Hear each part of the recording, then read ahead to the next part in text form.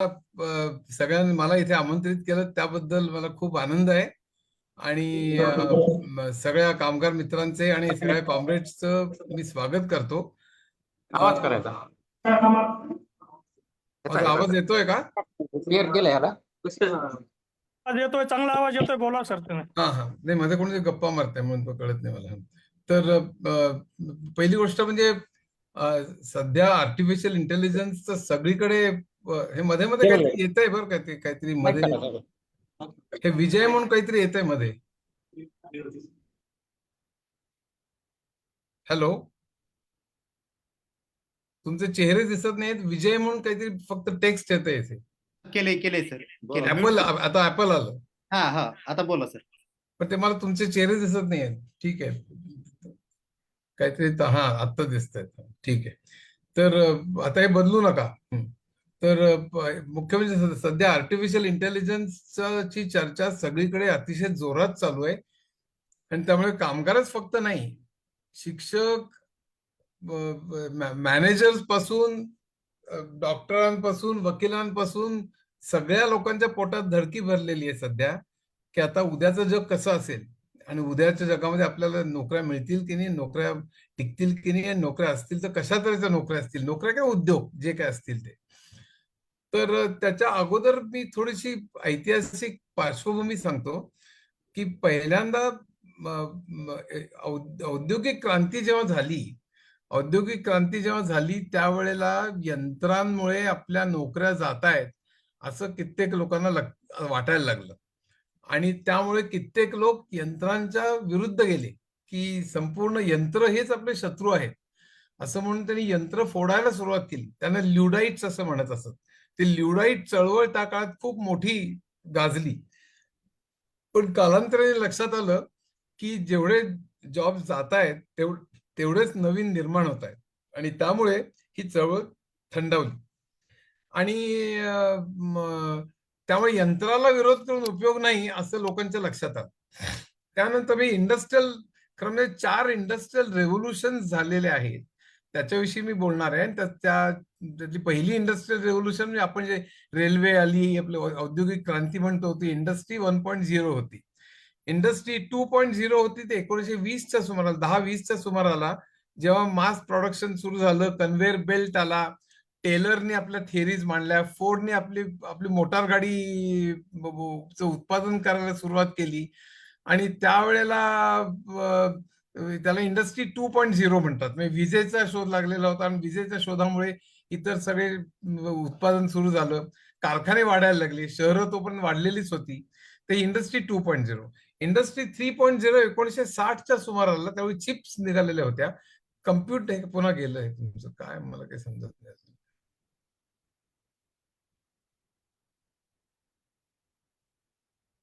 हे तुमचं स्थिर ठेवता येईल का जरा वेब पेज? हा, हे असं जर राहू द्या ना प्लीज, म्हणजे हलवू नका आता काही, का ते मध्ये मध्ये वेगवेगळी पेजेस येतात आणि ते डिस्टर्ब होतं. म्हणजे तर इंडस्ट्री 3.0 1960च्या सुमाराला कम्प्युटर आले, चिप्स आल्या आणि त्यावेळी इंडस्ट्री 3.0 आली आणि ती बरीच दशकं टिकली. 1960 साल हे मेनफ्रेम्सचं होतं, 70चे दशक हे मिनी कम्प्युटर्सचं होतं, 80चं दशक हे पर्सनल कम्प्युटर्सचं होतं, 1990 हे इंटरनेटचं होतं आणि 2000 पासून 2010 पर्यंत मोबाईल कम्प्युटिंगचं होतं. ती इंडस्ट्रियल 3.0, इंडस्ट्री 3.0. कोणतरी बोलतंय मध्ये, नावं येतात, रेखा मोरे, काय मला कळत नाही काय चाललंय ते. एक स्थिर तुम्ही स्क्रीन ठेवा ना प्लीज, नाही तर मला बोलता येत नाही हो. हॅलो,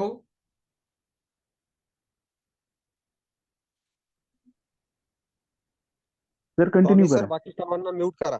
आता प्रशांत आले, हे असं नाही चालणार हो. मला एक स्थिर स्क्रीन ठेवा ना. स्वामी सर, इतरांना सगळ्यांना म्यूट करा. मी कसं म्यूट करणार, काय करू? नाही, तुम्हाला नाही सर बोलतो मी, होस्टला बोलतो. सर नवीन आले की त्यांचं माईक ऑन झालेले, बाकी म्यूटच आहे सगळे. बरं, कारण माझं सारखे स्क्रीन बदलतात, मग कोणाचं लक्ष आहे ते कळत नाही मला. मग बोलण्यात काही मजा नाही होत. आता कुणाला एंट्री देऊ नका मध्ये, बाकींना फेसबुकवर जॉईन करायचं. हो हो एंट्री थांबू सर आपण. तर इंडस्ट्री 3.0 ही 1960 पासून सुरू झाली, ती अनेक दशकं टिकली. 60 मेनफ्रेमचं, 70 मिनी कम्प्युटर्सचं, 80 पर्सनल कम्प्युटर्सचं, 90 इंटरनेटचं, 2000 पासून मोबाईल कम्प्युटिंगचं. आणि 2013 साली 12-13 साली इंडस्ट्री 4.0 ची घोषणा झाली. आणि ते इंडस्ट्री 4.0च्या मध्ये आर्टिफिशियल इंटेलिजन्स हे अतिशय प्रामुख्याने तंत्रज्ञान होतं.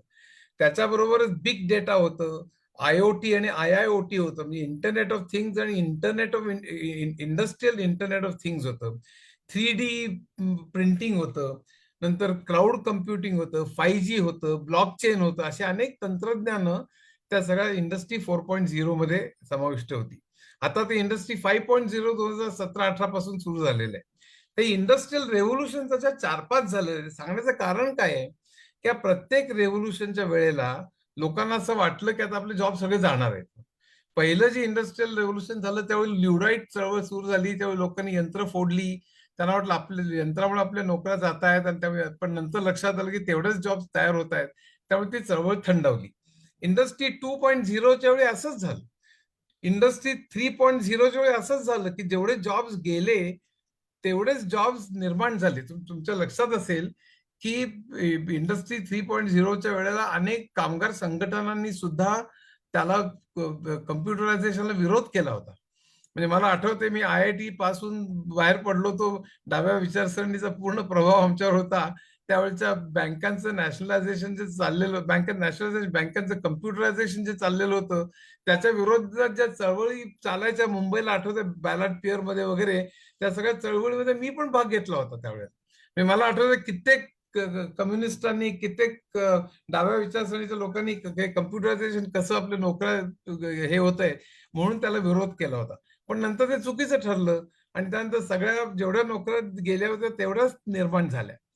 आता इंडस्ट्री 4.0 नंतर मात्र जेवढ्या नोकऱ्या जातील तेवढ्याच नोकऱ्या निर्माण होतील अशी एक थेअरी आहे. पण मला स्वतःला तसं वाटत नाही. ह्याचं कारण असं की जेवढ्या नोकऱ्या जातील तेवढ्याच नोकऱ्या तयार होतील असं मला वाटत नाही. आणि ज्या नोकऱ्या राहतील त्यांचं स्वरूप हे प्रचंड मोठ्या प्रमाणावर बदलणार आहे. तुम्हाला ऐकू येते ना व्यवस्थित? हा. तर यांचं स्वरूप हे प्रचंड मोठ्या प्रमाणावर बदलणार आहे आणि त्यामुळे मोठ्या प्रमाणावर खळबळ माजणार आहे संपूर्ण जगामध्ये. भारतामध्ये यायला थोडा वेळ लागेल आपल्याला. अमेरिका आणि युरोपमध्ये खूप जास्त लवकर येईल. पण एकंदरीत नोकऱ्यांच्या आणि उद्योगाच्या क्षेत्रामध्ये प्रचंड मोठी खळबळ होणार आहे. त्याचं कारण काय आहे? त्याचा आता इतिहास मी सांगत बसत नाही, कारण आर्टिफिशियल इंटेलिजन्स खरं म्हणजे 1956 साली त्याचं नाव निघालं. डार्टमाउथ कॉन्फरन्समध्ये त्याला नाव देण्यात आलं आर्टिफिशियल इंटेलिजन्स म्हणून. त्यानंतर सुरुवातीला त्यांना वाटलं होतं की आपण आपल्याला जे ज्ञान आहे ते ज्ञान कम्प्युटरला द्यावं. म्हणजे आर्टिफिशियल इंटेलिजन्सची 2 तऱ्हेने खरं म्हणजे वाढ झाली. एक म्हणजे फिजिकल आणि दुसरी इंटेलेक्च्युअल. फिजिकल वाढ म्हणजे काय की आपण माणूस ज्या तऱ्हेने हालचाल करतो, ज्या तऱ्हेने सरपटतो, रांगतो, पायऱ्या चढतो, उड्या मारतो, फिरतो, वळतो, हात वरती करतो, हे सगळं यंत्राला करता आलं पाहिजे. त्यातनं रोबोटिक्सची डेव्हलपमेंट झाली, रोबोट सुरू झाले. तसंच फिजिकलचा दुसरा भाग म्हणजे आपल्याला जे सेन्सेस असतात, आपल्याला वास येतो, आपल्याला चव कळते, आपल्याला स्पर्श करतो, आपल्याला दिसतं, आपल्याला ऐकू येतं, हे जे सगळे सेन्सेस आहेत ते पण आपल्या यंत्राला कळले पाहिजे. त्याचा तर प्रयोग अजूनही चालू आहेत. म्हणजे कम्प्युटर व्हिजन हा जो प्रकार आहे, कम्प्युटरला दिसलं पाहिजे, तर ते दिसणं म्हणजे फक्त कॅमेरा नसतो. आपला डोळा म्हणजे फक्त कॅमेरा नाहीये. तर डोळा म्हणजे अतिशय कॉम्प्लेक्स अवयव आहे. आपण एखादं दृश्य बघतो तेव्हा आपण मांजर म्हणजे ते ओळखतो, कुत्रा म्हणजे काय ते ओळखतो, हे भयंकर कॉम्प्लेक्स आहे.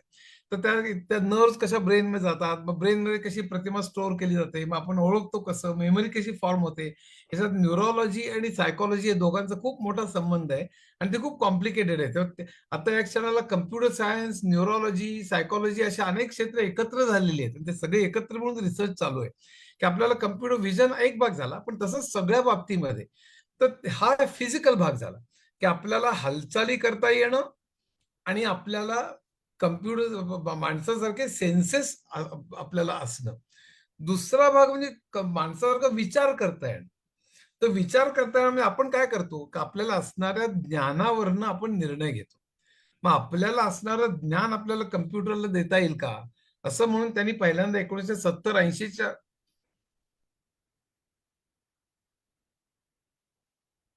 तुमच्यामध्ये बरीच गडबड चाललेली दिसते. ते मला डिस्टर्ब होते, तुम्ही मध्ये फोन करताय, मध्येच बोलताय, मध्येच बोलताय. तर मग लक्ष माझ्याकडे द्यावं जरा, म्हणजे मला जरा बरं वाटेल. नाही तर मग काय तुमचं लक्ष भलतीकडेच असेल तर मला मजा येत नाही. तर आता ऍपल आलं बघ काय. तर या ठिकाणी तुमचं तुमचं लक्ष दुसरीकडे असेल तर तुम्ही स्क्रीनवर नसलात तरी चालेल, कारण माझं लक्ष, तुम्ही तुमचं लक्ष नाही म्हटल्यावर माझं लक्ष विचलित होतं म्हणजे. तर हे काय सांगत होतो तुम्ही, दुसरा इंटेलेक्च्युअल भाग, की आपलं नॉलेज जर का आपण कम्प्युटरला दिलं तर कम्प्युटर आपल्यासारखेच निर्णय घेऊ शकेल. त्यातनं एक्सपर्ट सिस्टम्स निर्माण झाल्या. एक्सपर्ट सिस्टम्स म्हणजे उदाहरणार्थ डॉक्टर कसं काम करतो, वकील कसं काम करतो, इंजिनियर कसं काम करतो, ऑइल एक्सप्लोरेशनचे एक्सपर्ट्स कसे काम करतात, हे ज्ञान आपण जर का कम्प्युटरला दिलं तर कम्प्युटर आपल्याला त्याची उत्तरं देऊ शकेल. म्हणजे जसं डॉक्टरला आपण विचारतो की तुला ताप आला तर काय, तर हिरवी गोळी घे, अंग दुखत असेल तर लाल गोळी घे वगैरे, असं जे सगळं आहे. तर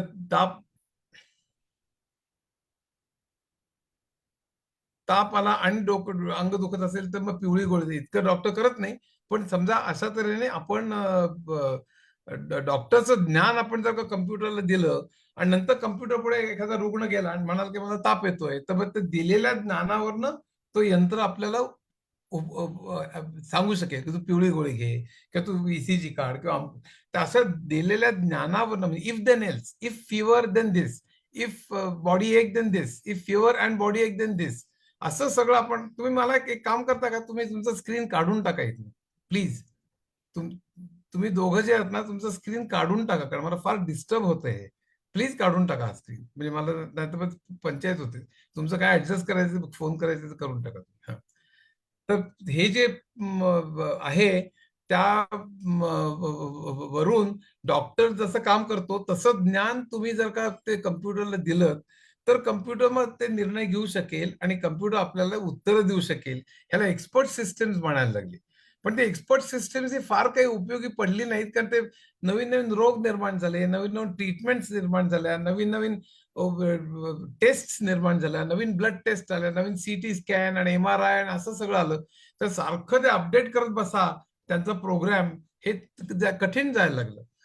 मग हे ज्ञान कसं देणार कम्प्युटरला. तर आता त्यांना असं वाटायला लागलं की जर का आपल्याला ज्ञान द्यायचं असेल कम्प्युटरला तर अशा तऱ्हेने इफ देन एल्सच्या स्वरूपात, म्हणजे आपण जसं मगाशी म्हणालो तसं इफ बॉडी एक देन अमुक तो, जर का अंग दुखत असेल तर लाल गोळी घ्या, जर ताप येत असेल तर पिवळी गोळी घ्या. म्हणजे जर तरच्या भाषेमध्ये जर का आपण सगळं ज्ञान दिलं आपण तर बरं होईल असं पहिल्यांदा वाटत होतं. त्याला सिम्बॉलिक AI म्हणतात किंवा टॉप डाऊन AI म्हणतात. अशा तऱ्हेने आपण ज्ञान देऊन आर्टिफिशियल इंटेलिजन्स तयार करू शकू असं त्यांना वाटलं, पण ते काही पुरेसं होईना. शेवटी 2000च्या सुमाराला त्यांना लक्षात आलं की लहान मुलगा शिकतो कसा. तर लहान मुलगा कसा शिकतो, तर लहान मुलाला आपण काही व्याकरणाचे नियम सांगत नाही, कर्ता कर्म क्रियापद असे काही नियम सांगत नाही लहान मुलाला, किंवा लहान मुलाला आपण डिक्शनरी देत नाही की बघ हे डिक्शनरी बघ, शब्दाचा अर्थ बघ, मग तू बोल. तर लहान मुलगा फक्त इतरांचं ऐकतो आणि त्याच्यावरनं स्वतःचे नियम बनवतो. म्हणजे तो इतरांचे हजारो लाखो वाक्य ऐकतो आणि त्याच्यावरून स्वतः व्याकरणाचे नियम ठरवतो. पुरुष असेल तर तो गेला असं म्हणतो, स्त्री असेल तर ती गेली असं म्हणतो, आपोआप तो बोलायला लागतो, कारण त्याला कळतात ते नियम सगळे. व्याकरणाचे नियम शिकतो. मी गेलो होतो किंवा मी जाईन, हा एक भविष्य काळ आहे, एक भूतकाळ आहे, हे त्याला कळायला लागतं. तर हे सगळं तो अनेक वाक्य ऐकून स्वतःचे नियम बनवतो आणि त्या नियमातनं बोलायला लागतो. मग असं आपल्याला कम्प्युटरला करता येईल का. यातून मशीन लर्निंग या कन्सेप्टचा जन्म झाला. मशीन लर्निंग तुम्ही आता अनेक वेळा ऐकलं असेल.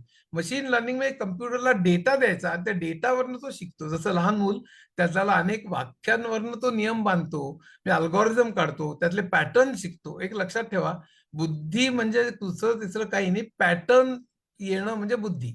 आपण नेहमी बुद्धीचे प्रश्न जे विचारतो, 1 3 5 7 पुढचा आकडा कुठला, ते 1 3 5 7 मला पुढचा आकडा 9 असतो, आपल्याला माहिती आहे. ह्याचं कारण सगळे आकडे विषम आहेत किंवा दर 2 मधलं अंतर 2 आहे. हा पॅटर्न झाला. हे पॅटर्न ओळखणं म्हणजेच खरं म्हणजे बुद्धी. खरं म्हणजे बुद्धीचे 7-8 प्रकार आहेत, पण आपण या एकाच प्रकाराकडे सध्या लक्ष देऊ की बुद्धी म्हणजे पॅटर्न ओळखणं. तर कुठलाही डेटा दिला आणि डेटावरनं पॅटर्न ओळखता आले की त्याला आर्टिफिशियल इंटेलिजन्स म्हणायचं, म्हणून त्याला मशीन लर्निंग म्हणतात.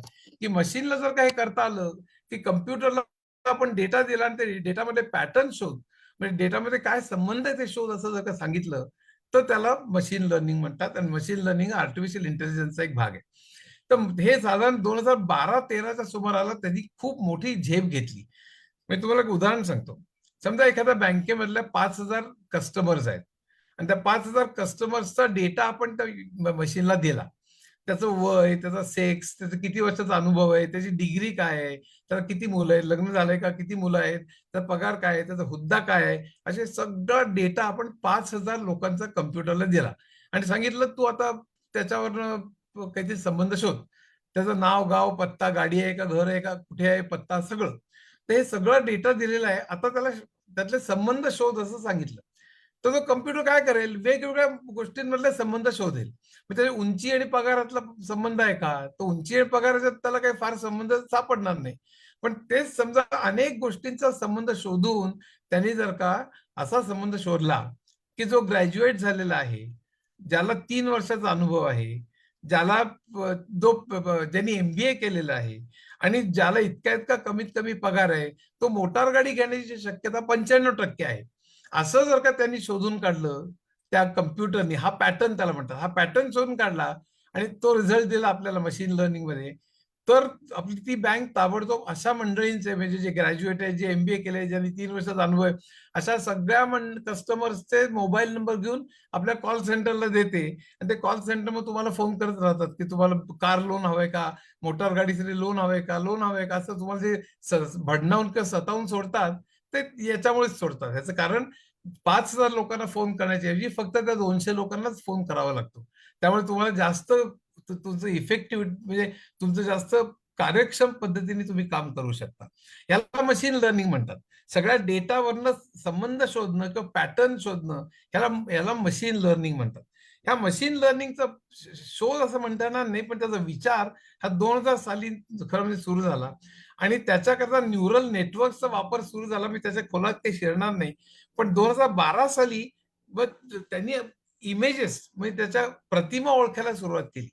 म्हणजे हा कुत्रा आहे, हे मांजर आहे, अशा तऱ्हेचे सगळे प्राणी ओळखणं, सगळे पक्षी ओळखणं, सगळे निर्जीव वस्तू ओळखणं, म्हणजे ग्लास, टेबल, तो सगळ्या वस्तू तो ओळखायला लागला. ते ओळखण्याकरता डीप लर्निंगचा एक अल्गोरिदम असतो. तो अल्गोरिदम 2012-13च्या सुमाराला जेफ्री हिंटन नावाच्या माणसाने शोधून काढला. त्याला बॅक प्रॉपगेशन अल्गोरिदम म्हणतात. त्याला फिजिक्सचं नोबेल प्राइज मिळालं 2 वर्षापूर्वी. त्याच्यानंतर मग धुमाकूळ माजला. कारण समजा मला इमेज ओळखता यायला लागली तर त्याचा परिणाम काय होतो बघा. म्हणजे डॉक्टरला समजा माउथ कॅन्सर झालेल्या 1,000 लोकांची आपण तोंड दाखवली आणि त्याला सांगितलं हा माउथ कॅन्सर आहे, तसं झालं की तोंड असं होतं, तर तो 1,001 जर का फोटो दाखवला तर तो मशीन ओळखायला लागेल की हे माउथ कॅन्सर आहे म्हणून. कारण त्याला ट्रेन केलेलं असतं आपण.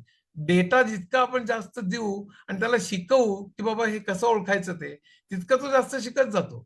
जसं मांजर ओळखायला सुद्धा त्याला हजारो मांजरांची चित्र दाखवावी लागतात आणि मग त्याला शिकवावं लागतं की ते पाय बघ, मिशा बघ, डोळे बघ, असं सगळं त्याला वेगवेगळ्या लेयर्स मधनं शिकवावं लागतं. ते आपण त्याच्या खोलवर नको शिरायला, पण ते जे ट्रेनिंग आहे त्याला त्याला सुपरवाइज लर्निंग म्हणतात. ते करून आपल्याला त्याला प्रत्येक चित्र ओळखायला शिकवावं लागतं. ते तसं ट्रेनिंग दिलेलं असल्यामुळे समजा 1,000 माउथ कॅन्सर झालेल्या लोकांची चित्र दाखवली तर 1,001 चित्र दाखवलं तो मशीन ओळखायला लागेल की अरे हे माउथ कॅन्सर आहे म्हणून. पण कित्येक रोग असे असतात की ज्यात फक्त फोटो नसतो, त्यात ब्लड रिपोर्ट असतात, त्यात एक्सरे असतो, त्यात MRI असतो, त्यात CT स्कॅन असतं. पण हे सगळे आता अलीकडे डिजिटल झालेले आहेत. म्हणजे 0 आणि 1च्या स्वरूपात आपल्याला कम्प्युटरवरती स्टोअर करता येतात.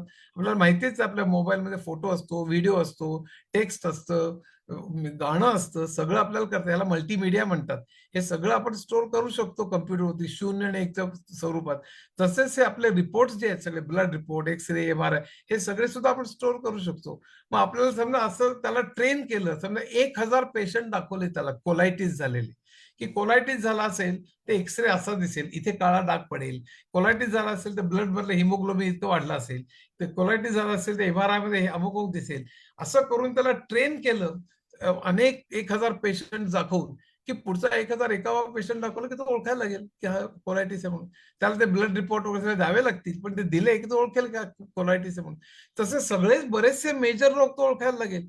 आणि हे जर ओळखायला लागलं तर मग डॉक्टरांनी करायचं काय? म्हणजे डॉक्टरांचं डायग्नोसिस जे आहे त्यातला बराचसा भाग जर का आर्टिफिशियल इंटेलिजन्स करायला लागला तर डॉक्टरांनी करायचं काय? हा त्यातला महत्वाचा भाग सुरू झाला 2013 ते 17 ते 18च्या सुमाराला हा प्रश्न निर्माण झाला. हे फक्त डॉक्टरांचं नाही, इतरही अनेक यांचं. उदाहरणार्थ ड्रायव्हरलेस कार्स, ड्रायव्हरचीच गरज नाही अशा मोटार गाड्या सध्या अमेरिका, युरोप, चीनमध्ये चालू आहेत. भारतात त्याला अजून 10-15 वर्ष लागतील, कारण आपल्याकडले ट्रॅफिकचे रूल्स वगैरे आपल्याला माहिती आहेत. पण अमेरिका याच्यात ऑलरेडी चालू झाले. चीनमध्ये रोबोट टॅक्सीज म्हणून चालू आहेत. आपण नुसतं मागवायचं की ड्रायव्हर शिवाय टॅक्सी आपल्या दारात येते. आपण नुसतं सांगायचं त्याला कुठे जायचं म्हणून ती टॅक्सी आपोआप त्याला तिथे नेते. डावीकडे उजवीकडे वळत, बरोबर रस्ते क्रॉस करत, लेन बदलत, सिग्नल पाशी थांबवून सगळं करत ती टॅक्सी डायरेक्टली तुम्हाला पाहिजे ते नेऊन सोडते आणि तुम्हाला भाडं सांगते. तुम्ही भाडं दिलं तर तुम्ही तुमचं दार उघडलं जातं आणि तुम्ही खाली उतरता. अशा रोबोट टॅक्सीज आज चीनमध्ये भरमसाठ चालू आहेत. तर आता या ड्रायव्हरलेस कार्समुळे कोट्यावधी ड्रायव्हर्सचे जॉब जाणार आहेत. पण हे म्हणजे बसेसचे, ट्रक्सचे, कार्सचे, टॅक्सीचे हजारो, लाखो, कोट्यावधी. पण या ड्रायव्हरलेस कार्सना समोर दगड आहे का सिग्नल आहे का पोलीस आहे हे दिसतं कसं? त्याचं कारण आहे इमेज रेकॉग्निशन. आता मी जे सांगितलं, कुत्रा, मांजर, सगळे प्राणी, सगळे पक्षी, सगळ्या वस्तू हे ओळखता येण्याचे अल्गोरिथम्स आता तयार आहेत. हे डीप लर्निंगमुळे आणि ते कम्प्युटरला शिकवलेले आहेत आपण. त्यामुळे मशीन लर्निंग किंवा आर्टिफिशियल इंटेलिजन्समुळे आपल्याला सगळ्या वस्तू ओळखता येणार, सगळी माणसं ओळखता येणार. त्यामुळे त्याला पोलीस आहे का, सिग्नल आहे का, तो लाल आहे का, हिरवा आहे का, पिवळा आहे, हेही तर ओळखता येईल. आणि ते सगळं असल्यामुळे ड्रायव्हरलेस कार्स, म्हणजे ड्रायव्हर शिवाय ज्या गाड्या चालतात त्या चालू शकतात. बरं, फेस रेकॉग्निशनमुळे अनेक गोष्टी होऊ शकतात. उदाहरणार्थ तुम्ही एकदा एअरपोर्टमध्ये चेक इन केलं तुमचा फोटो देऊन, की तुम्हाला दूरनं तुम्ही फक्त तिकीट बुक करताना तुमचा फोटो दिलेला असेल तर तुम्ही एअरपोर्टवर शिरल्यानंतर तुम्हाला कोणी कधी काही विचारायचं नाही, कारण तो कॅमेरा तुमचे फोटो घेतो आणि तुम्हाला डायरेक्टली एंट्री देतो विमानापर्यंत. हे उद्या चालू होणार आहे. हॉटेलमध्ये तसंच तुम्ही फोटो देऊन तुम्ही हॉटेल बुक केलं असेल तर हॉटेलमध्ये चेक इन करा, मग त्याचं नाव भरा, मग पैसे भरा. पैसे अगोदरच भरलेले असतात. तुम्हाला त्याची काहीच गरज नाही. तुम्ही डायरेक्टली तुमच्या खोलीपाशी येता, खोलीच्या वरती कॅमेरा असतो, तो तुमचा फोटो घेतो, तो मॅच करतो तुमचाच आहे की नाही, आणि फोटो तोच असेल तर तुम्हाला एंट्री देतो. मग या सगळ्यामुळे किती हजारो लाखो लोकांचे जॉब जातील त्याची कल्पना करा. तर हा जो सगळा प्रकार आहे या फेस रेकॉग्निशनमुळे सगळा गोंधळ सुरू झाला. आणि 2017च्या नंतर लार्ज लँग्वेज मॉडेल्स नावाचा प्रकार निघाला. लार्ज लँग्वेज मॉडेल, आणि त्याचाच भाग म्हणजे चॅट जीपीटी, जेमिनी, ग्रॉक वगैरे ही जी मंडळी आहेत त्याला लार्ज लँग्वेज मॉडेल म्हणतात. तर लार्ज लँग्वेज मॉडेल कसं चालतंय मी तुम्हाला सांगत नाही, कारण त्यातले टेक्नॉलॉजी एक्सप्लेन करायला वेळ लागेल. पण त्यामुळे झालं काय की तो खरं म्हणजे लार्ज लँग्वेज मॉडेल पुढचा एक शब्द फक्त तो ओळखतो, कुठला शब्द आहे म्हणून. पण एक शब्द ओळखल्यानंतर तो शब्द पुन्हा इनपुट घेऊन मग दुसरा पुढचा ओळखतो, मग त्याला पुढचा ओळखतो. असं करत करत वाक्य बनवतो. एक वाक्य बनवतो तसंच त्या पुढचं वाक्य बनवतो. असं करत पॅराग्राफ बनवतो. पॅराग्राफ बनवतो तसं एक पूर्ण पेज बनवतो. पेज बनवतो तसं पूर्ण एसे बनवतो. एसे बनवतो तसं पुस्तक पण बनवू शकतो. म्हणजे आता चॅट जीपीटी पूर्ण तुमचा लेख तयार करू शकतं, पुस्तक लिहू शकतं, नाटक लिहू शकतं, स्क्रिप्ट लिहू शकतं, लिहिलेल्या स्क्रिप्टचं तुम्हाला सारांश काढू शकतं. तुम्हाला पूर्ण कादंबरीचा सारांश 2 पानात दे म्हटलं तर 2 पानात देतं, 10 पानात दे म्हटलं तर 10 पानात देतं. तुम्ही एखादी नुसती गोष्ट सांगितली की ते शेत आहे आणि ते शेतकरी काम करतोय, त्याचं मला चित्र काढून दे, की तो चित्र काढून देतो. त्याचा व्हिडिओ बनव म्हटलं की व्हिडिओ काढून देतो. ते पॉवर पॉईंट प्रेझेंटेशन दे म्हटलं की पीपीटी बनवून देतो. तर यामुळे हे सगळे ऑफिस सेक्रेटरीज आणि इतर अनेक लाखो लोकांचे जॉब जाणार आहेत उद्या. तर हा जो सगळा प्रकार आहे तर त्या सगळ्यामुळे धडकी भरलेली आहे. वकील घ्या, एक कोर्टामध्ये आर्ग्यू करणारा एक वकील असतो, पण त्या वकिलाला मदत करणारे खूप खालचे वकील असतात. म्हणजे कित्येक मोठ्या तुम्ही वकिलांच्या फर्म्स बघितल्यात अमेरिकेमध्ये मुंबईला फ्लोरा फाउंटनचे तिथे आहेत हायकोर्टाच्या जवळ किंवा कुठलाही शहरी, तर त्या मोठ्या वकिलाच्या हाताखाली कित्येक ज्युनियर वकील काम करत असतात. त्या एखादी केस आपल्याला लढवायची असेल, एखादा खून, रेप, दरोडा, काही जे काय असेल ते, तर तशा सारखी केस पूर्वी कशी घडली होती आणि त्यावेळी कुठल्या कोर्टाने कुठला निर्णय दिला होता हे शोधावं लागतं. ते वकिलांच्या खोलीत तुम्ही अशी बाडं बघितली असाल, खूप खूप बाडं असतात पुस्तकांची, तर ती सगळी बाडं म्हणजे वेगवेगळ्या केसेस असतात. त्या सगळ्या केसेस आता डिजिटल झालेल्या आहेत, त्या कम्प्युटरवरती आहेत. त्यामुळे ज्युनियर वकील ते सगळे शोधून कुठल्या केसमध्ये काय झालं होतं, त्या आपण जी केस लढवणार आहोत त्याच्या सारख्या केसमध्ये काय काय झालं होतं, निकाल काय लागला होता, त्यामुळे आपण केस कशी लढवली पाहिजे ह्याच्या सगळ्या नोट्स ते तयार करत असतात. त्या नोट्स वाचून जो आर्ग्यू करत असतो तो वकील कोर्टामध्ये जजच्या समोर उभा राहतो आणि आपला विवाद तिथे मांडतो. तर हे ज्युनियर वकिलांचं काम आता चॅट जीपीटीच करेल, कारण चॅट जीपीटी हे सगळं डिजिटाईज झालेले आहेत सगळे पूर्वीच्या केसेस. त्यातनं जाऊन चॅट जीपीटी त्या केस सारख्या इतर केसेस कुठल्या आहेत हे काढून ऑर्ग्युइंग वकिलाला देऊ शकतो. त्यामुळे ज्युनियर वकिलांनी करायचं काय हा प्रश्न निर्माण झालेला आहे. म्हणजे उद्याच्या जगात अत्यंत म्हणजे वेगवेगळे जॉब जे जाणार आहेत, रोबोटिक्समुळे कारखान्यातले जॉब जाणार आहेत. फक्त रोबोटिक्स ची प्रगती आता जेवढ्या वेगाने व्हायला पाहिजे तेवढ्या वेगाने होत नाहीये. पण पुढच्या 10-20 वर्षात अनेक जॉब, लाखो कोट्यावधी जॉब्स हे जाणार आहेत. आता याच्यात मी हे वर्णन करत बसलो तर खूप लांबेल. म्हणजे मला मी खरं आपलं सुरू झालं त्यावेळी अगोदर 20 मिनिटापासून मी तयार होतो, पण आपलं थोडं उशिरा सुरू झालं कारण मला 1 वाजता जायचंय. पण तरी मी तुम्हाला एक पुढच्या 10 मिनिटात काय होणार आहे ना, आपण काय केलं पाहिजे याच्याविषयी मी तुम्हाला सांगणार आहे. तर जॉब्स हे नक्की जाणार आहेत. फक्त पहिल्या इंडस्ट्री 1.0, 2.0, 3.0 मध्ये जेवढे गेले होते तेवढेच निर्माण झाले. इंडस्ट्री 4.0 म्हणजे विशेषतः आर्टिफिशियल इंटेलिजन्स, IoT, IIoT, पण या सगळ्या याच्यामुळे 3G, 5G, ब्लॉकचेन आणि इतर सगळं जे आहे त्या सगळ्यांमुळे जे जॉब जातील तेवढेच निर्माण होतील असं मला वाटत नाही. काही लोकांचं म्हणणं आहे जेवढे जातील तेवढेच निर्माण होतील.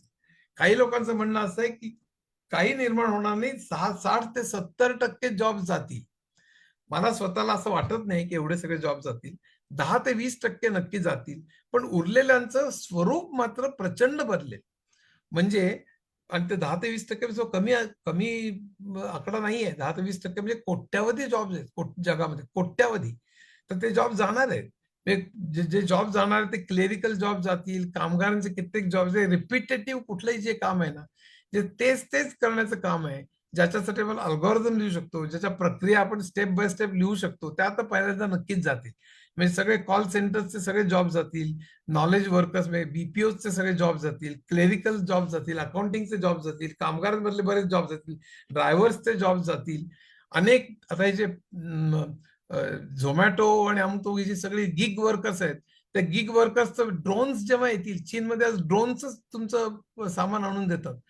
म्हणजे तुम्ही समजा ऑर्डर केली एखादी वस्तू, समजा मॅकडोनल्ड मधनं तुम्ही काहीतरी बर्गर मागवलात, तर आज काय करतं मॅकडोनल्ड कुठल्या तरी हॉटेलमधनं मागवला, ते हॉटेल झोमॅटोला त्यांचं कंत्राट असतं. ते झोमॅटोला जे असेल ते त्याला सांगतं की आमच्याकडे घेऊन जा म्हणून. तर झोमॅटोचा माणूस तिकडनं उचलतो आणि त्या स्कूटरवरनं त्या बॅगेवर टाकतो, स्कूटरवरनं तुमच्याकडे आणून देतो.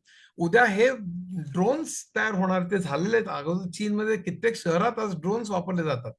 तो ड्रोन मॅकडोनल्डच्या छपरावरती जसं हेलिकॉप्टर उडण्याकरता हेलिपॅड असतं, तसं एक जागा असते अगदी लहान, तिथे ड्रोन उतरतं आणि ते ती जी वस्तू जी उचलायची ती वस्तू ते उचलतं, त्याच्यावर तो पत्ता लिहिलेला असतो.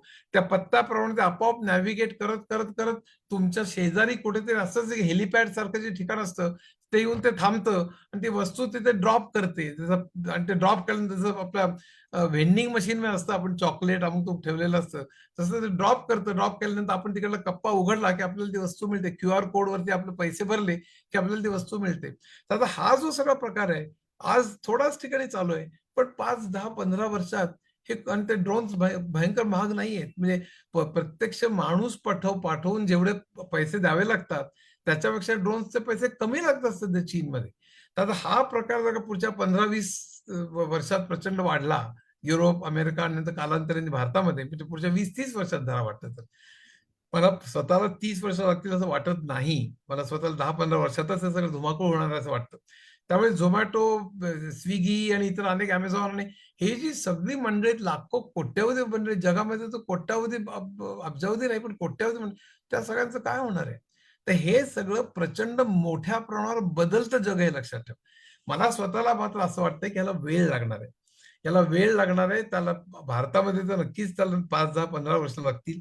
ताबडतोब उद्या होणार नाही. त्यामुळे तुम्ही घाबरून जाऊ नका. मग अशा ह्याच्यात काय केलं पाहिजे? वैयक्तिक काय केलं पाहिजे आणि युनियन म्हणून काय केलं पाहिजे? अशा दोन्ही गोष्टी म्हणजे मी तुम्हाला सांगतो. वैयक्तिक काय केलं पाहिजे, तर आपण या जगात टिकून राहण्याकरता आपल्याला आर्टिफिशियल म्हणजे पहिली गोष्ट, कुठल्याही तंत्रज्ञानाला विरोध करण्यात आता अर्थ नाही, हे मात्र आपण लक्षात घेतलं पाहिजे. त्याला विरोध केला तर तुम्ही या प्रवाहाच्या विरुद्ध आहात म्हणून तुम्ही फेकले जाल. हे जग तसंच पुढे जाईल आणि पूर्वी जशा कम्युनिस्ट डाव्या विचारसरणीची मंडळी फरफटत गेली आणि शेवटी तंत्रज्ञान त्यांना मान्य करावं लागलं, तसं होईल. त्यामुळे उलट एआय आत्मसात करणं हे आपण शिकलं पाहिजे, की एआयचा वापर आपण कसा केला पाहिजे, एआयचा वापर करून आपली युनियन कशी स्ट्रॉंग केली पाहिजे, एआयचा वापर करून आपण आपल्या लोकांना प्रशिक्षित कसं केलं पाहिजे. तर त्यामुळे एआयची तुम्हाला मूलतत्व तरी कळली पाहिजेत. तुम्हाला लगेच प्रोग्रामिंग आलं पाहिजे, एआयचं तंत्रज्ञान कसं चालतं हे कळलं पाहिजे, आतले अल्गोरिदम्स कळलं पाहिजे, गणित आलं पाहिजे, असं काहीही नाही. पण तुम्हाला ह्याची मर्यादा काय आहे, या तंत्रज्ञानामुळे काय होणार आहे, ह्याची तुम्हाला कल्पना नक्की असली पाहिजे. ह्याचे फायदे काय, त्याचे तोटे काय, त्याची मर्यादा काय, कुठपर्यंत ते जाऊ शकतं. म्हणजे आता पहिली गोष्ट म्हणजे जॉब्स बदलणार आहेत. म्हणजे उदाहरणार्थ एटीएम झाले आणि बँकामधले टेलर क्लार्क्सचे जॉब्स गेले. कॅड कॅम आलं आणि ड्राफ्ट्समॅनचे जॉब्स गेले. अॅनिमेशन सॉफ्टवेअर आलं आणि आर्टिस्टचे जॉब गेले. पूर्वी वॉल्ट डिझनेला एक अॅनिमेशन फिल्म बनवायला हजारो चित्र काढावी लागायची. त्यामुळे शेकडो आर्टिस्ट त्यांनी ठेवले ते त्याचे कॅलिफोर्नियाच्या गॅराजमध्ये. तर ते आता सॉफ्टवेअर आलं अॅनिमेशनचं, त्यानंतर ते त्यांचे सगळे जॉब्स गेले. डीटीपी वर्ड प्रोसेसर आणि डीटीपी आलं तर टायपिस्टचे जॉब्स गेले. पूर्वी दर कानाकोपऱ्यावर एक टायपिस्ट असायचा. तो कार्बन कॉपीज आणि पानं घेऊन बसलेला असायचा. आपण काही सांगितलं की तो खट्ट टाईप करून द्यायचा आपल्याला. वर्ड प्रोसेसर आलं आणि लगेच त्यांचे जॉब्स गेले, ते नष्ट झाले. मग त्यांना वर्ड प्रोसेसिंग शिकावं लागलं जर का जॉब टिकून घ्यायचा म्हणून. कारण वर्ड प्रोसेसर मध्ये बऱ्याच सोयी असतात. पॅराग्राफ करणं, बोल्ड करणं, इटॅलिक्स करणं, त्यात चित्र घुसवणं, असं सगळं. ते त्यांना ज्यांना ते येत होतं त्यांना त्यांचे जॉब शिकले. आता जो डीटीपी म्हणजे डेस्कटॉप पब्लिशिंग शिवाय कुठलंही वर्तमानपत्र किंवा कुठलंही पुस्तक निघू शकत नाही. त्यामुळे डीटीपी जर का आलं नाही तर तुम्हाला काही उपयोग नाही. त्यामुळे सातत्याने शिकत जाणं, जुनं विसरणं, नवं शिकणं, म्हणजे अनलर्निंग आणि लर्निंग हे जे करतील तेच टिकतील उद्याच्या जगात. त्यामुळे जॉबचं स्वरूप बदलणार आहे. म्हणजे अगदी समरी जर का सांगायची झाली तर संपूर्ण जगामध्ये साधारण 10-20% जॉब्स जातील, पूर्ण ते नष्टच होतील आणि उरलेले जे आहेत त्यांचं मात्र स्वरूप बदलेल असं मला वाटतं. तर ते स्वरूप बदलून आपल्याला त्या टिकण्याकरता, तुमचा स्वतःचा उद्योग असेल, नोकरी असेल, टिकण्याकरता तुम्हाला एआयची काय त्याचा फरक पडणार आहे, त्यामुळे कुठले उद्योग टिकणार आहेत, कुठले नाही टिकणार आहेत, हे आपल्याला कळलं पाहिजे. आणि पूर्वीच्या पासून तुम्हाला एक सांगतो की ज्या उद्योगांनी टेक्नॉलॉजी प्रमाणे जे उद्योग बदलले नाहीत ते उद्योग नष्ट झाले आतापर्यंत. तुम्हाला आणि मल्टाय बिलियन चक्क कोट्याधीश असणाऱ्या कंपन्या नष्ट झाल्या बघता बघता. उदाहरणार्थ कोडॅक नावाची कंपनी होती. ती कंपनी म्हणजे मल्टाय बिलियन डॉलर कंपनी. तुम्हाला माहिती आहे कॅमेरा कोडॅकचा खूप प्रसिद्ध होता. ती खलास झाली. याचं कारण त्यांनी डिजिटल फिल्म स्वीकारली नाही, अॅनालॉग फिल्मकडे ते चिकटून राहिले. तसंच नोकिया, तरुण मुलांना माहित नसेल पण आमच्या जुन्या लोकांना नोकियाशिवाय फोन नव्हता त्या काळात. एक ब्लॅकबेरी होता पण नोकिया म्हणजे बॉस होता. फिनलंडमध्ये त्याचं मोठं ऑफिस आहे. मी नेहमी फिनलंडला जायचो, आमचा कस्टमर होता तो. पण नोकियाने अँड्रॉइड स्वीकारली नाही आणि टेक्नॉलॉजी तो मागे पडला आणि तो खलास झाला. तर अतिशय श्रीमंत धनाढ्य हजारो लोक काम करणाऱ्या कंपन्या डोळ्यासमोर कोसळलेले मी बघितलेले आहेत. कंपन्यांचं तसंच, राष्ट्रांचं तसंच, माणसांचं. त्यामुळे आपण टेक्नॉलॉजीतला विरोध जे करतील किंवा ते न आत्मसात करता मागे राहतील ती माणसं किंवा त्या कंपन्या किंवा ते देश संपूर्ण खलास होतील असं माझं मत आहे. पण याचा अर्थ आपण एआय म्हणजे सगळंच चांगलं आणि त्याचं सगळं स्वीकारावं असं नाही. मी त्याच्याकडे येणार आहे. तर मुख्य म्हणजे असं की एआय मुळे जे जॉब्स बदलतील ते कसे बदलतील आपल्याला कळलं पाहिजे. म्हणून एआयची मूलतत्व माहिती पाहिजे. म्हणून माझं वय 76 आहे. मी 73व्या वर्षी मी 5 पुस्तकं लिहिली artificial intelligence, industry 4.0, data science, infotech आणि स्टॅटिस्टिक्स ही 5 पुस्तकं मी 73व्या वर्षी लिहिली, कारण हे तंत्रज्ञान प्रचंड वेगाने जग बदलणार हे माझ्या लक्षात आलं. म्हणजे एका सोशिओलॉजिस्टने सांगितलंय की प्रत्येक माणूस 6 वेळेला आपले जॉब्स बदलेल म्हणजे TCS मधून, इन्फोसिस, बँक ऑफ इंडिया मधनं, बँक ऑफ बरोडा म्हणजे जॉब बदलणं नव्हे. जॉब बदलणं म्हणजे तुम्ही ज्या तऱ्हेने काम पूर्वी करत होतात ते आता कालबाह्य झालेले आणि आता नवीन तऱ्हेने तुम्हाला काम केलं पाहिजे. जसं मी ATM आणि टेलिक्लर्क्सचं सांगितलं तसं, की जुनं नष्ट झालेलं आहे, आता नवीन तऱ्हेने तुम्हाला शिकलं पाहिजे. तुम्ही तसं नाही केलं तर तुम्ही कालबाह्य व्हाल, तुमचे जॉब जायचे किंवा तुमचा उद्योगधंदा बसून राहील. तर त्यामुळे हे 6 किंवा 7 वेळा तुमच्या आयुष्यात करावं लागेल. त्याचा मानसिक किती परिणाम होतील बघा. किती लोकांना झेपेल सातत्याने नवं शिकणं, जुनं विसरणं. हे 6-7 नसलं तरी 3-4 वेळा तर नक्कीच होईल आणि त्यामुळे खूप मोठा ताण पडणार आहे. तुम्हाला सातत्याने शिकत राहावं लागणार आहे, जर का जॉब किंवा इंडस्ट्री टिकवून धरायची असेल तर. पण तरी सुद्धा कित्येक जॉब जाणार आहेत. आता AI मुळे फायदे काय आणि तोटे काय हे मी पहिल्यांदा सांगणार आहे आणि आणि मग मी थांबील आणि त्यानंतर मग तुम्हाला काही प्रश्न असतील तर मी सांगेन. AIचे फायदे प्रचंड आहेत. AI मुळे अनेक रोगांवरती, विकारांवरती आपल्याला मात मिळवता येणार आहे. AI मुळे अतिशय फास्ट आपले कामं होणार आहेत. AI मुळे अनेक गोष्टी सुरक्षित आणि सुरळीत होणार आहेत. ट्रॅफिक पासून ते रेल्वे पासून अनेक गोष्टींमध्ये प्रचंड मोठी सुधारणा होणार आहे. सगळ्यात महत्त्वाचं म्हणजे हेल्थ केअरमध्ये, की म्हणजे एक डेमिस हसबीस नावाचं, ज्याला केमिस्ट्रीचं नोबेल प्राइज मिळालं, तो म्हणतो की पुढच्या 10 वर्षात आपण जवळपास सगळ्या विकारांवर मात करू. कॅन्सर, डायबिटीज, अल्झायमर सगळ्या विकारांवर आपण मात करू पुढच्या 10 वर्षात, असं तो म्हणतो. मग इतकं प्रचंड AI आणि क्वांटम कम्प्युटिंगमुळे औषधं नवीन निर्माण करणं आणि जुन्या रोगांवरती मात करणं, म्हणजे औषधं निघणं, ही इतक्या वेगाने घडणार आहे की पुढच्या 10 वर्षात, 10 होतील की माहिती मला, पण 15-20 वर्षात अनेक मुख्य विकारांवर नक्कीच आपल्याला काहीतरी प्रगती करता येईल असं मला स्वतःला वाटतं. ते खूप चांगले फायदे झाले. AIचे आणखीन चिकार इतर फायदे आहेत. म्हणजे AI असल्यामुळे खेडेपाड्यात जिथे डॉक्टर नाही तिथे आपण पोहोचू शकतो. जिथे शिक्षक नाही तिथे आपण शिकवू शकतो. अशा अनेक गोष्टी अतिशय वेगाने सरकारी कामं होऊ शकतील, अतिशय वेगाने निर्णय होऊ शकतील. असे फायदे त्याचे चिकार आहेत, पण त्याचे तोटे पण खूप आहेत. तोटे 3-4 आहेत आणि कामगार चळवळीच्या दृष्टीने 3-4 खूप मोठे तोटे. एक म्हणजे बेकारी, मी आता सांगितलं तसं. 20% म्हटलं तरी सुद्धा ते बेकारी फार लहान नाहीये. 20% म्हटलं तरी ती क्लार्क्सची, अकाउंटंट्सची, कामगारांची, कॉल सेंटर्सची, BPOची, इव्हन ज्युनियर डॉक्टर्सची, ज्युनियर वकिलांची, ज्युनियर शिक्षकांची, ड्रायव्हर्सची, अनेक लोकांचे जॉब जाणार आहेत त्याच्याकडे आणि किंवा कित्येक कमी तरी होतील. पण त्याचबरोबर दुसरे जे वाईट गोष्टी आहेत आर्टिफिशियल इंटेलिजन्समुळे, एक म्हणजे प्रचंड विषमता वाढणार आहे आणि ती विषमता वाढणार आहे ते टेक्नॉलॉजीमुळे नव्हे, विषमता वाढणार आहे ते भांडवलशाहीमुळे वाढणार आहे. आज न्यू लिबरल कॅपिटलिझम आहे, नव उदारमतवाद सुरू झालेला आहे सगळीकडे. म्हणजे सरकारचं काहीच नको, सगळं फक्त प्रायव्हेट कॅपिटलिस्टने करावं, अशी जी आपली 1990 पासून जी आपली वाटचाल चालू आहे, अमेरिकेत 1980 पासून आणि भारतामध्ये 1900, ती अत्यंत घातक आहे असं माझं मत आहे. मी त्याच्यावर अनर्थ नावाचं पुस्तक लिहिलेलं आहे. म्हणजे विषमता, बेकारी, गरिबी आणि पर्यावरणाचा ऱ्हास, जो माझ्या मते सगळ्यात मोठा प्रश्न आहे जगापुढला, या सगळ्यांकरता न्यू लिबरल कॅपिटलिझम म्हणजे नव उदारमतवादी भांडवलशाही हीच जबाबदारी आहे असं माझं मत आहे. विषमता प्रचंड मोठ्या प्रमाणावर पसरेल या टेक्नॉलॉजीमुळे आणि ती ऑलरेडी मोठ्या प्रमाणावर पसरतीये. 1990च्या नंतर जी जगामध्ये विषमता पसरली ती अनेक पटीने वाढली. ह्याचा अभ्यास झालेला आहे, त्याचा डेटा उपलब्ध आहे. दुसरी गोष्ट म्हणजे AI मुळे युद्धखोरी मध्ये त्याचा अतिशय वाईट वापर होऊ शकतो. हे ड्रोन्समुळे पदार्थांची डिलिव्हरी वगैरे ठीक आहे, पण या ड्रोन्समुळे लोकांवर अटॅक करणं, बॉम्ब, माणसा विरहित विमानं उडणं आणि त्या विमानाने दुसऱ्यांची शहरं नष्ट करणं, हे सगळं शक्य होईल. मी नेहमी म्हणतो की उद्याची युद्ध जी आहेत 2 राष्ट्रांमधली, ते 2 रोबोट्स मधलीच होतील. प्रत्येक राष्ट्रातले रोबोट्स एकमेकांचे भांडतायत आणि ते जो रोबोट जास्त प्रबळ असेल आणि दुसऱ्या राष्ट्राच्या रोबोट्सना ठार करेल, नष्ट करेल, ते रोबोट्स नंतर त्या देशात घुसतील आणि मग त्या राष्ट्राला पराजित करतील आणि मग अर्थात माणसं जातील आणि माणसं मग पुढे नेहमीप्रमाणे दुष्परिणाम त्याचे भोगावे लागतील, रेप्स होतील, लुटालूट होईल, हे सगळं. पण मुख्य म्हणजे उद्याचं जग रोबोट्सनीच युद्ध करण्याचं होईल कदाचित. प्रचंड विषमता, युद्धखोरी, त्यानंतर पर्यावरणाचा ऱ्हास, भयंकर मोठा पर्यावरणाचा ऱ्हास होणार आहे. कारण आर्टिफिशियल इंटेलिजन्स फुकट नाहीये.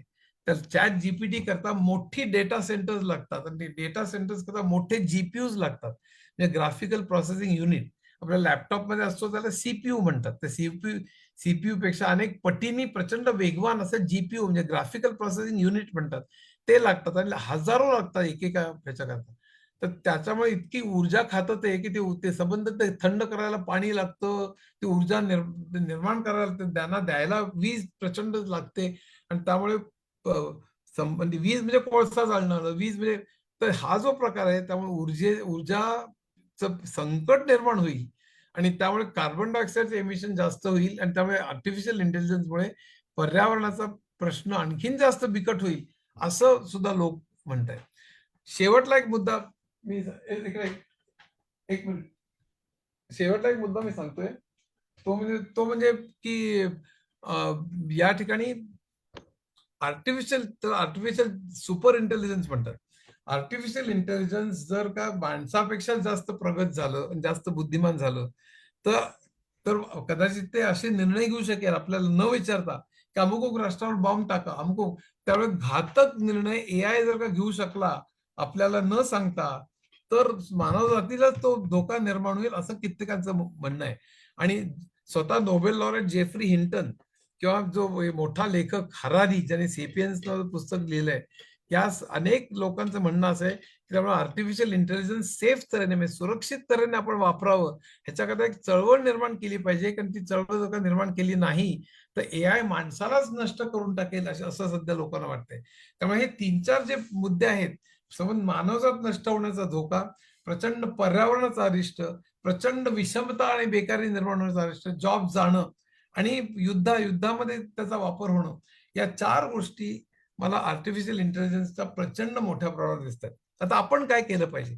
व्यक्तिगतरित्या आपण एआयचे फायदे तोटे नीट लक्षात घेऊन एआय चालतं कसं, म्हणजे टेक्नॉलॉजी नव्हे, ज्यांना त्यात कोर्सेस करायचे, ज्यांना आयटी मध्ये जायचे, भरपूर पैसे कमवायचे, अमेरिकेत जायचे, काय करायचं, डेटा सायन्स घ्यावं, त्यांनी एआय शिकावं काय, पण सामान्य माणसांनी निदान एआयच्या मर्यादा काय आहेत, एआय त्याचं चालतं कसं, फायदे काय तोटे काय, हे माहिती असलंच पाहिजे. माझंच पुस्तक वाचा असं नाही, कुठलंही वाचा, पण वाचा किंवा व्हिडिओज बघा, त्याच्याविषयी माहिती करून घ्या. अतिशय गरजेचं आहे की एआयच्या विषयी माहिती नसेल तर तुम्ही फेकले जाल, त्यामुळे माहिती करून घ्या, हे नक्की गरजेचं आहे. दुसरा मुद्दा, युनियन्सनी काय करावं, तर युनियन्सनी त्याला विरोध अजिबात करू नये, पण युनियन्सनी मागण्या काय कराव्यात, तर मागण्या अशा कराव्यात की एआयनी सुरक्षित AI फक्त वापरलं पाहिजे, कुठल्याही तरी युद्धखोरी करता वापरता कामा नये. दुसरी गोष्ट, किंवा माणसाला नष्ट करायचं असं एआय वापरता कामा नये. सध्या मोठी चळवळ चालू आहे की सुरक्षित एआय वापरण्याकरता मोठी त्यात सामील झालं पाहिजे, युनियन्सनी सपोर्ट केला पाहिजे असं मला वाटतं. 2, की जी बेकारी निर्माण होईल, ती भांडवलशाहीमध्ये बेकारी निर्माण होईल, त्यावेळेला उद्योग जे भांडवलदार असतात त्यांचाच फायदा होतो, तर तो फायदा होता कामा नये. आतापर्यंत टेक्नॉलॉजी होते, आपण हे करतात, टेक्नॉलॉजीमुळे विषमता वाढली, टेक्नॉलॉजीमुळे फक्त श्रीमंती निर्माण झाली किंवा श्रीमंत गरीब दरी वाढली, ही टेक्नॉलॉजीमुळे निर्माण नाही झालेली, ही भांडवलशाहीमुळे झालेली आहे. भांडवलदारांनी चांगल्या तऱ्हेने वितरण केलेलं नाहीये, कामगारांचे पगार वाढवलेले नाहीये, आपल्याला मिळणारी सुबत्ता फक्त स्वतःकडे ठेवलेली आहे. त्यामुळे बेकारी आणि विषमता हा जो प्रकार आहे, त्याला प्रत्यक्ष तंत्रज्ञान कारणीभूत नाहीये, तर ते भांडवलदार कारणीभूत आहेत. तर आपण त्यामुळे त्यांना विरोध केला पाहिजे आणि मागणी आपली अशी असली पाहिजे की समजा ज्याच्यामुळे उत्पादकता वाढली आर्टिफिशियल इंटेलिजन्समुळे, यंत्रांमुळे, तर तुम्ही माणसांना कामावरनं काढू नका, माणसांचे कामाचे तास कमी करा. आता या क्षणाला 5 कशाला 4 दिवस, आठवड्यातनं फक्त 4 दिवस काम केलं तरी पुरेल संपूर्ण मानव जातीला. प्रत्येक माणसाने फक्त 4 दिवस काम केलं तरी सुद्धा अन्नधान्य, घर सगळं व्यवस्थित प्रत्येकाला मिळेल इतकं उत्पादन आपण करू शकतो, ह्याचा डेटा उपलब्ध आहे. तरी सुद्धा माणसं 6-6 दिवस काम करतात, तरी सुद्धा 10-10, 12-12 तास काम करतात. का बरं करतात? ह्याचं कारण भांडवलदारांचा त्यात फायदा होतो. मार्क्सने जर सांगितलं होतं वर्कआउट उत्पन्न, हे वर्कआउट उत्पन्न असंच तयार होतं की आपला पगार आपण जो घेतो त्यापेक्षा चिकार जास्त आपण त्यांना आउटपुट त्याला देतो, तर तो त्याच्यापेक्षा आपण जर कामाचे तास कमी करायची मागणी ठेवली आणि कामाचे दिवस, कामाचे तास जे म्हणाल ते, तेव्हा लोकांच्या नोकरीवर काढू नका, तुम्ही कामाचे तास कमी करा. आजच्या दिवसाला आठवड्यातनं 3 दिवस काम केलं तर पुरणार आहे. आणखीन 10 वर्षांनी केलं 2 दिवस फक्त काम केलं तर सॉरी 4 दिवस पुरणार आहे. आणखीन 10 वर्षांनी 3च दिवस पुरेल. आणखीन 20 वर्षांनी 2च दिवस पुरेल. उरलेले 5 दिवस तुम्हाला मजा करायला, खेळायला, फिरायला, सहलीला जायला, गाणं शिकायला, पोहायला सगळं शिल्लक राहील. तोपर्यंत तेवढी सुबत्ता निर्माण झालेली असेल अशी मी आशा धरतो. कारण आत्ताची जी भांडवलशाही आहे त्यांनी सुबत्ता निर्माण झाली तरी ती खालपर्यंत पोहोचत नाही. आणि त्यामुळे आपल्याकडे प्रचंड बेकारी, प्रचंड विषमता आहे. जे युनियन ज्यांची आहे, जे जे ऑर्गनाइज लेबर आहे त्यांना विशेष त्याचा झळ बसलेला नाहीये. पण भारतामध्ये 93% अनऑर्गनाइज लेबर आहे आणि त्यांची स्थिती प्रचंड बिकट आहे. इव्हन गिग वर्कर्स जे झोमॅटो, स्विगी मधले, अमेझॉन वरचे, त्यांची परिस्थिती बिकट आहे. आज 1% लोकांकडे 40% संपत्ती आहे, 10% लोकांकडे 56% इन्कम आहे आणि 50% लोकांकडे फक्त 10% इन्कम आहे. म्हणजे खालच्या 50% लोकांकडे.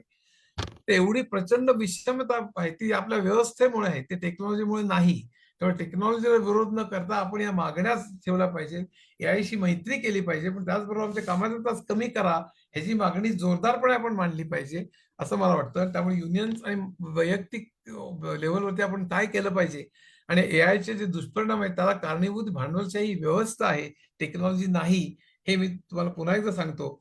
आणि मला जे सांगायचं आहे ते संपवतो. आता तुम्हाला काही प्रश्न असतील तर माझा घसा गेलेला आहे त्यामुळे मी किती उत्तर देऊ शकेल मला माहित नाही, पण 1-2 प्रश्न असतील तर मी त्याची नक्की उत्तर देईन. धन्यवाद.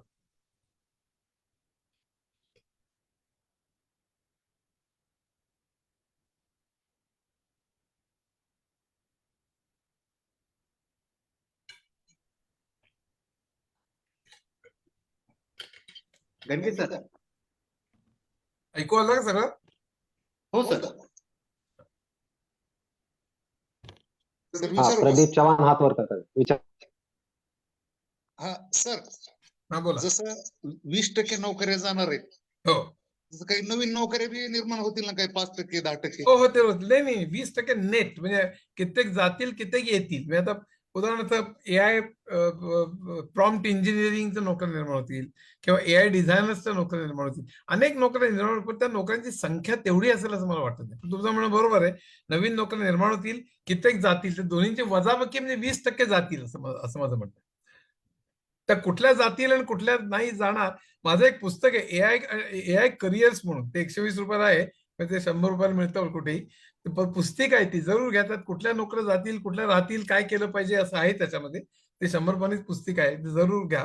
पण इतरच काही माझंच घ्या असं नाही, कुठल्याही वाचा. पण मुख्य म्हणजे कित्येक नोकऱ्या जातील, कित्येक राहतील. पण ज्या राहतील तर तेवढा असणार नाही, म्हणून साधारण 20% 10 ते 20% जातील असं मला वाटतं. हा अंदाज आहे. शेवटी काय आहे की कसं एक्झॅक्टली होणार आपल्याला माहित नाही, पण आपण तयारीच असलं पाहिजे. आणि ठीक आहे, सर, यानंतर कोणी बोलू शकत असेल? सर ते इन्फोसिसचे जे उद्योजक आहेत ते म्हणले की 9 ते 10 तास प्रत्येकाला काम करणं गरजेचं आहे. त्याला काय अर्थ नाही, अजिबात अर्थ नाही. माझा पूर्ण विरोध आहे त्याला. हे 9 ते 10 तास काम करून फक्त उद्योजक आणि भांडवलदारांचा फायदा होईल, ते सगळं त्याला काहीही अर्थ नाही, अजिबात काही अर्थ नाही.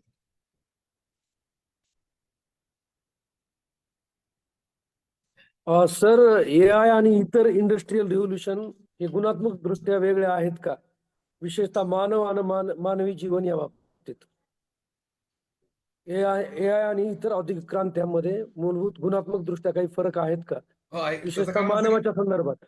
त्याचं कारण आता सांगितलं त्याप्रमाणे की आतापर्यंत ज्या होत्या त्या टेक्नॉलॉजी वापरून उत्पादकता वाढवणं हे आतापर्यंत करत होत्या. आता कम्प्युटर असेल, त्याच्या अगोदर स्टीम इंजिन असेल किंवा इतर कुठलीही साधन असतील, मोटार गाडी असेल, त्याने आपलं सोयी वाढत होत्या, त्याने उत्पादन क्षमता वाढत होती.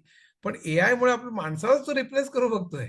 म्हणजे भयंकर प्रकार. मी तुम्हाला सांगतो एक गंमत, म्हणजे उद्याच्या जगात आज नाही पण 30-40 वर्षात ह्युमनाइड रोबोट्स आताच चीनमध्ये सुरू झाले, अमेरिकेत सुरू झाले. ह्युमनाइड रोबोट्स. आता आपण रोबोट म्हणजे काय, मेकॅनिक असतं ना, म्हणजे यंत्रावत अशी स्टीलचे हात असतात वगैरे, असं आपल्या डोक्यात येतं. ह्युमनाइड रोबो म्हणजे माणसासारखीच कातडी असणारे, माणसासारखेच डोळे कान असणारे. तुम्ही सोफिया रोबोटचे वाचलं असेल, सोफिया म्हणून. ती आता सौदी अरेबियात त्यांनी हे पण दिलंय, नागरिकत्व दिलेलं आहे. तर सोफिया ते सगळे स्किन्स होत तिच्यासारखे आपल्या माणसावर किती बोलते, पण अजून त्याच्यात बुद्धी एवढी आलेली नाहीये. पण जसजसं काळ जाईल तसंच तिला बुद्धी येत जाईल, तिचं ज्ञान वाढत जाईल. शिवाय रोबोटिक्स म्हणजे हात पाय डोळे तिचं सगळं अवयव तिचे का त्याचे सगळे माणसासारखे आपण बनवू शकू पुढच्या 30-40 वर्षात. ही जी सगळी मंडळी आहेत ही रोबोट चक्क रस्त्यावर फिरतील, आपल्याशी बोलतील, आपल्याला शेक हँड करतील, दुकानात वस्तू विकत घेतील, असं सगळं चित्र त्यांच्या डोळ्यासमोर आहे. त्यामुळे ही क्रांती खूप वेगळी आहे. हा म्हणजे माणसासारखंच निर्माण करणं आतापर्यंत तसं नव्हतं. त्यामुळे हा फार वेगळाच प्रकार आहे. माझा सर, प्रश्न आहे शिक्षण क्षेत्रात कोणते मोठे बदल होऊ शकतात आता पुढील काळामध्ये कुठल्या? AI मुळे शिक्षण क्षेत्रात शिक्षक आणि विद्यार्थ्यावर होणार? आता शिक्षण क्षेत्रात काय आहे की शिक्षण क्षेत्रामध्ये उद्याच्या जगात शिक्षकाचा रोलच बदलणार आहे. मी तुम्हाला सांगतो, पूर्वी कसं फळ्यावर तो लिहायचा आणि मुलं आपली लिहून घ्यायची. आता कोणी लिहून वगैरे घेत नाही. शिक्षक लिहित असताना मुलं ते त्याचे फोटो वगैरे काढतात. पण आता ते लिहिण्याची ती काय गरज आहे? आता व्हिडिओज इतके चांगले आहेत व्हिडिओज, बरं का. तुम्ही खान अकॅडमीचे बघितलं असेल, तुम्ही अतिशय सुंदर व्हिडिओज आहेत.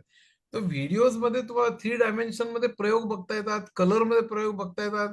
कुठलाही ठोकळा बुडवला तर ते स्पेसिफिक ग्रेव्हिटी कुठली, या केमिकल मधनं ते केमिकल बुडवलं मिसळलं तर काय होतं, हे सगळं तुम्हाला दिसू शकतं केमिस्ट्रीमध्ये. तर तुम्हाला ते शिक्षकांनी प्रयोगशाळेत जा, ते प्रयोग करा वगैरे, ह्याच्यापेक्षा तुम्हाला प्रत्यक्ष ते व्हिडिओजनी इतकं सुंदर तुम्हाला ज्ञान मिळू शकतं. रात्री 11 वाजता तुम्ही आपलं कम्प्युटरवर बघू शकता ते. आता लिमिटेशन काय आहे की तुम्ही तिथे जाणं, शिक्षकांना करणं, लॅबोरेटरीजमध्ये वगैरे. तर त्यामुळे होणार आहे काय की शिक्षकांचा रोल अशा तऱ्हेचे उत्कृष्ट व्हिडिओज तयार करणं, सगळे ट्रेनिंगचे व्हिडिओ तयार करणं, आणि त्या व्हिडिओजने काय होतं की आपल्याला आपल्या गतीने शिकता येतं. शिक्षकांचं कसं की शिक्षक एका गतीने शिकवत असतो आणि अतिशय हुशार मुलांना पटकन कळतं, जे हुशार नाहीत त्यांना कळत नाही. इथे तो मनुष्य व्हिडिओ थांबून थांबून अगदी स्लोली बघू शकतो, केव्हाही 2दा 3दा 4दा बघू शकतो. त्यामुळे व्हिडिओज एक सहज उदाहरण म्हणून दिलं मी. तर त्यामुळे शिक्षक म्हणजे अशा त्याची टूल्स तयार करणं आणि मग 15 दिवसात एकदा भेटणं, त्यांच्या शंका निरसन करणं, असं जे सगळं आहे, हे सगळं उद्याच्या जगात होणार आहे. तर शिक्षणाचं स्वरूप हे खूप बदलणार आहे. सर एक प्रश्न आहे हा बोला.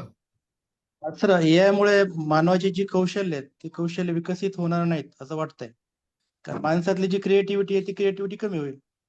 हा, क्रिएटिव्हिटीचं असं की अजूनही ज्याला आपण क्रिएटिव्ह म्हणतो, प्युअर क्रिएटिव्ह म्हणतो, त्या तऱ्हेने माणसाने अजून कामं केलेली नाहीये.